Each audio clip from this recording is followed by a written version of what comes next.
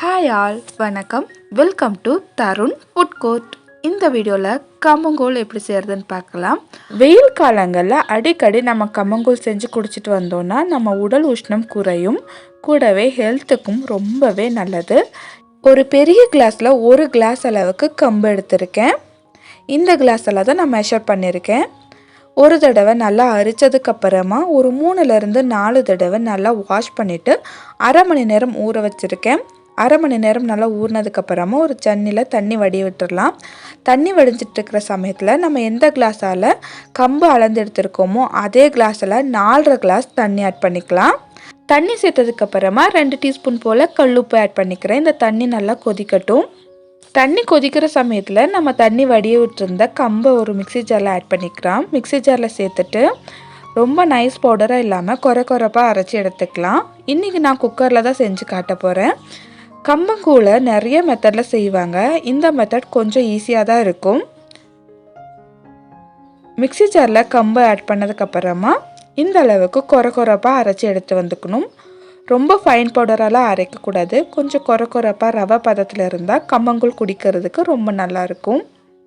அரைச்சி வச்சுருக்கிற இந்த கம்பை ஒரு பிளேட்டுக்கு நான் மாற்றிக்கிறேன். ஒரு பிளேட்டுக்கு மாற்றும் போது ஏதாவது கட்டிகள் இருந்துச்சா கையாலேயே நல்லா உடச்சி விட்டு உதிர்த்து விட்டுக்கோங்க. கம்பை இது போல் பொடியாக ரெடி பண்ணி வச்சுக்கோங்க. இது ஒரு பக்கம் இருக்கட்டும். அடுத்ததாக நம்ம குக்கரில் வச்சுருந்த தண்ணி நல்லா கொதி வர ஆரம்பிச்சிருச்சு. இந்த அளவுக்கு நல்லா கொதி வந்ததுக்கப்புறமா நம்ம ரெடி பண்ணி வச்சுருக்கிற கம்பு குருணையை கொஞ்சமாக ஆட் பண்ணிக்கலாம். கம்பு குருணை ஆட் பண்ணும்போது கைவிடாமல் கலந்து விட்டுக்கிட்டே இருக்கணும். நான் செய்கிறது மாதிரி கலந்து விட்டுக்கிட்டே இருங்க. இது போல் கலந்து விட்டுக்கிட்டே ஆட் பண்ணால் தான் கம்பங்கூழ் கட்டி தட்டாமல் ஸ்மூத்தாக கிடைக்கும். கொஞ்சமாக ஆட் பண்ணி நல்லா கலந்து விட்டுக்கிட்டே இருக்கலாம். கம்பு குருணையெல்லாம் ஆட் பண்ணதுக்கப்புறமா உடனே குக்கர் லிட் க்ளோஸ் பண்ணாமல் மீடியம் ஃப்ளேம்லேயே வச்சு நல்லா கலந்து விட்டுக்கோங்க. ஒரு 2-3 தடவை பொங்கி வரும். பொங்கி வந்து இது போல் லைட்டாக திக்கானதுக்கப்புறமா குக்கர் க்ளோஸ் பண்ணிவிட்டு விசில் ஆட் பண்ணிக்கலாம்.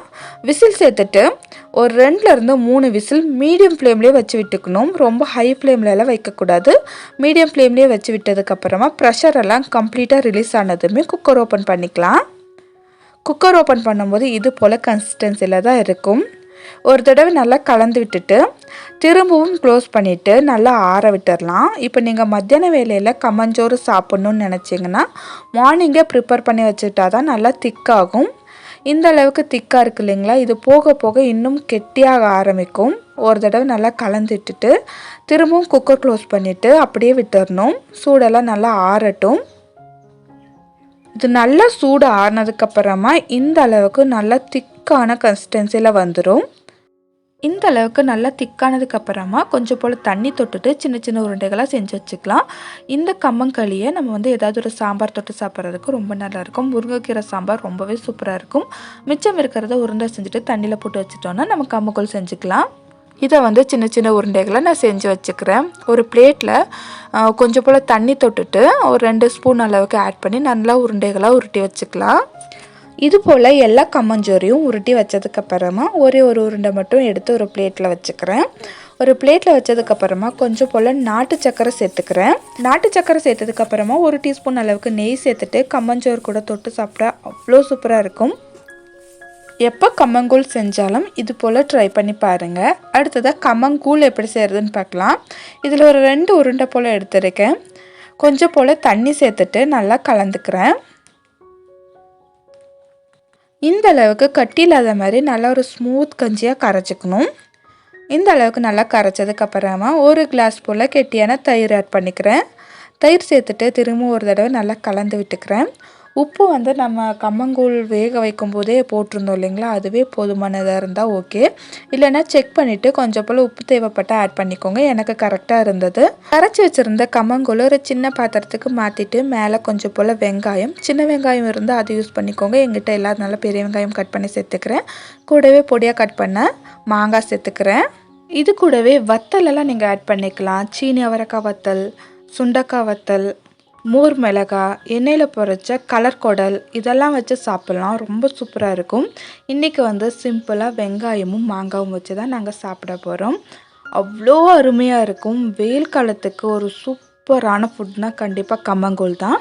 கம்மங்கூழ், ராகி கூழ், பழைய சாதம் இதெல்லாம் வெயில் காலத்துக்கு ஒரு அமிர்தம்னே சொல்லலாம். நம்ம முன்னோர்கள் நமக்கு சொல்லிக் கொடுத்த அற்புதமான இந்த 3 உணவுப் பொருட்களையும் நம்ம வெயில் காலத்தில் அடிக்கடி எடுத்துகிட்டு வந்தோம்னா உடல் உஷ்ணம் குறையும், கூடவே ரொம்பவே ஹெல்த்துக்கு நல்லது. கம்மங்கூழ் செய்யும்போது முடிஞ்ச அளவுக்கு மண்பானையில் ப்ரிஃபர் பண்ணுங்கள். எங்கிட்ட இல்லை, அதனால் குக்கரில் செஞ்சு காமிச்சிருக்கேன். இன்னும் நிறைய மெத்தடில் கம்மங்கூழ் செய்யலாம். வேணும்னா கமெண்ட் பண்ணுங்கள். இன்னும் 2-3 மெத்தட் கூட இருக்குது, நான் செஞ்சு காமிக்கிறேன். இந்த வீடியோ உங்களுக்கு பிடிச்சிருந்துச்சா என்னோட சேனலை சப்ஸ்கிரைப் பண்ணி கூடவே இருக்கிற பெல் ஐக்கான் கிளிக் பண்ணிக்கோங்க. வேறொரு இன்ட்ரெஸ்டிங்கான வீடியோவில் உங்களை சந்திக்கிறேன். அது வரைக்கும் பாய் ஃப்ரெண்ட்ஸ்.